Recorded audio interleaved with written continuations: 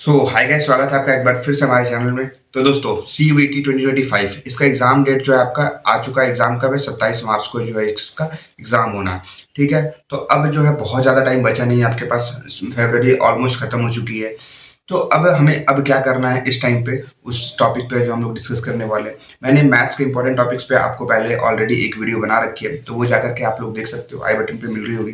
देखो, इसमें important topics जो आपके सेट थ्योरी है, अलजेब्रा है, क्वाड्रेटिक इक्वेशन है, और ये कोऑर्डिनेट ज्योमेट्री है, और आपका कैलकुलस है। ये 4 टॉपिक है। 4 टॉपिक में मैंने कौन कौन से टॉपिक्स पे ज़्यादा ध्यान देने को बोला था, जो इंपॉर्टेंट है, और कौन किससे क्वेश्चन आने की संभावना भी है। तो ये सब चीज़ों पे बहुत ही डिस्कस हम लोग कर चुके हैं पहले ऑलरेडी। वीडियो अगर आपने नहीं देखा है तो जाकर के देख सकते हो, नीचे ऊपर आई बटन पे मिल रहा होगा, या फिर नीचे डिस्क्रिप्शन में लिंक मिल रही होगी। ठीक है, तो अभी इस टाइम पे क्या करना है, आपके पास 20 से 25 दिन बचे हुए हैं। 20 से 25 दिन ये ऐसा टाइम होता है, ये ऐसा क्रूशियल टाइम होता है, इसी में बच्चे का बहुत ज़्यादा स्कोर आ जाता है, और इसी में बहुत सारे बच्चे जो पढ़े हुए रहते हैं उनका बहुत ही ज़्यादा डाउनफॉल, यानी कि बहुत कम मार्क्स भी आते हैं। तो ये 20 और 25 दिन इतना क्रूशियल है, इतना क्रूशियल है कि आपके लिए इंपॉर्टेंट भी है। उतना ही इंपॉर्टेंट है जितना आप पढ़े हो एक साल से पहले। देखो, आपने क्या पढ़ा क्या नहीं पढ़ा वो आप जानते हो। बस अब ये 20 से 25 दिनों में एग्जीक्यूट करने का टाइम आ गया, आपको दिखाने का टाइम आ गया। क्योंकि देखो, 27 मार्च को आप जब जाओगे एग्जाम देने, तो वो एक साल नहीं, एक साल में आपने क्या पढ़ा, कितना रिवीजन किया, कितना प्रिपरेशन किया, कितना कुछ किया, वो बस एक दिन की बात होती है। इस दिन बहुत सारे बच्चों का लक खराब भी जाता है, बहुत सारे बच्चों का लक जो है वो अच्छा भी जाता है। बहुत सारे बच्चे जो बहुत कम पढ़ करके भी अच्छे मार्क्स ले आते हैं, और बहुत ज़्यादा पढ़ करके भी बहुत कम मार्क्स लेकर के आते हैं। तो ठीक है, तो ये उन जो 20 से 25 दिन में हमें क्या करना है अभी, ठीक, अभी क्या कर सकते हैं हम, उस पर हम लोग बात करेंगे। तो सबसे पहले हम लोग उस पॉइंट्स लेते हैं। तो सबसे पहले आपको इस 20 से 25 दिन में क्या करना है, आपको डेली वाइज प्रिपरेशन प्लान तो बनानी है। उस प्रिपरेशन प्लान में आपको रिवीजन डेली करनी है। एक दिन भी खाना भूल जाना भैया, खाना मत खाना, बट रिवीजन करना मत भूलना। रिवीजन इन द सेंस कि आप कोई भी एक टॉपिक, हो सकता है तो 2 टॉपिक उठाओ, उसका रिवीजन करो। जैसे मैंने सेट थ्योरी उठाया, ठीक है, एक ब्लैंक पेज लो। रिवीजन करने का मैंने एक तरीका बताया।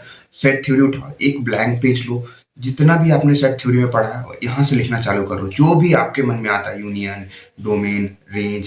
सेट थ्योरी एंड फंक्शन की बात कर रहा हूँ। फिर आपका कोडोमेन, रेंज कैसे निकलता है, फंक्शन कैसे निकलता है, सेट थ्योरी में ए यूनियन बी क्या होता है, ए इंटरसेक्शन बी क्या होता है। बस वेन डायग्राम से क्वेश्चन सॉल्व करने की कोशिश करो। जो जो आपने क्वेश्चन सॉल्व किया है, जो जो इंपॉर्टेंट क्वेश्चन आपको लगा है, वो क्वेश्चन यहाँ पे लिखो, क्वेश्चन सॉल्व करने की कोशिश करो।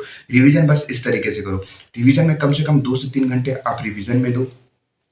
और हाँ, कोई न्यू टॉपिक अब नहीं पढ़नी है, नया टॉपिक अब आप मत करो, मत छुओ, तो ही आपके लिए बेनिफिट होगा। पता चला कि आप न्यू टॉपिक पढ़ रहे हो, उसी में दिन दिन भर लगा रहे हो, 4-4, 5-5 घंटे उसी में दे रहे हो, क्वेश्चन सॉल्व कर रहे हो, कोई फायदा नहीं होने वाला है। अभी जितना पढ़े हो वो भी भूल जाओगे। तो नो न्यू टॉपिक, अभी कोई न्यू टॉपिक जो है नहीं छूना है। 2 से 3 घंटे रिवीजन में दो, ठीक है। 4 से 5 घंटे आप मॉक को एनालिसिस में दो। अगर आप 1 घंटे का मॉक दे रहे हो तो उसको 4 से 5 घंटे एनालिसिस में दो। जितना टाइम दे सकते हो एनालिसिस में उतना टाइम दो। एनालिसिस करते हो तो 4 से 5 घंटा इधर और 3 घंटा इधर, यानी कि 8 घंटे टोटल आपके रिवीजन और एनालिसिस में जाना चाहिए इस टाइम पे। ये इतना इंपॉर्टेंट चीज़ है, इतना इंपॉर्टेंट चीज़ है कि आप सोच नहीं सकते हो। रिवीजन की ऑफ द सक्सेस है। बस रिवीजन एनालिसिस जितना आपने पढ़ा है उसको रिवाइज करो, अच्छे से रिवाइज करो, फार्मूलाज पढ़ो, फार्मूलाज याद करो। जो क्वेश्चंस आपने बना रखे हैं उसको देखो, उसको बार बार रिपीट करके देखो, उसके कॉन्सेप्ट को देखो, थ्योरी को देखो, ठीक है, द वे ऑफ सॉल्विंग को देखो, किस तरीके से सॉल्व हुआ था, कौन से अप्रोच लगे थे, ठीक है, जो जो हार्ड हार्ड टॉपिक्स हैं। ये सब चीज़ें करो, ये सब चीज़ें आपको बेनिफिट करेगी, पक्का करेगी। कंप्यूटर की बात करो तो कंप्यूटर में जो जो मैंने इंपॉर्टेंट टॉपिक्स बताया है वो करो। मॉक टेस्ट दो, जितना ज़्यादा मॉक टेस्ट दे सकते हो, मॉक टेस्ट देने से ज़्यादा उसकी एनालिसिस कर सकते हो। टॉपिक वाइज टेस्ट दे सकते हो, वीकली टेस्ट जो हमारा चल रहा है वो दे सकते हो। तो ठीक है, ये सब दो, ये सब बहुत इंपॉर्टेंट है, आपको बेनिफिट करेगा बहुत ही ज़्यादा। अगर आपने अभी तक मॉक टेस्ट नहीं लिया है तो देखो, हमारा मोस्ट डिमांडिंग कोर्स में CUET MCA का फुल कोर्स भी है। यहाँ से भी आप जा करके देख सकते हो, बहुत सारी चीज़ें हैं, ठीक है। आपके डेमो लेक्चर्स हैं, मैथ्स के जो है टोटल, कैलकुलस को छोड़ करके ऑलमोस्ट सारे टॉपिक्स कंप्लीटेड है, ठीक है। कंप्यूटर में भी ऑलमोस्ट कंप्लीटेड है, जो नहीं है वो बहुत ही जल्द आपको देखने को मिल जाएंगे यहाँ पे।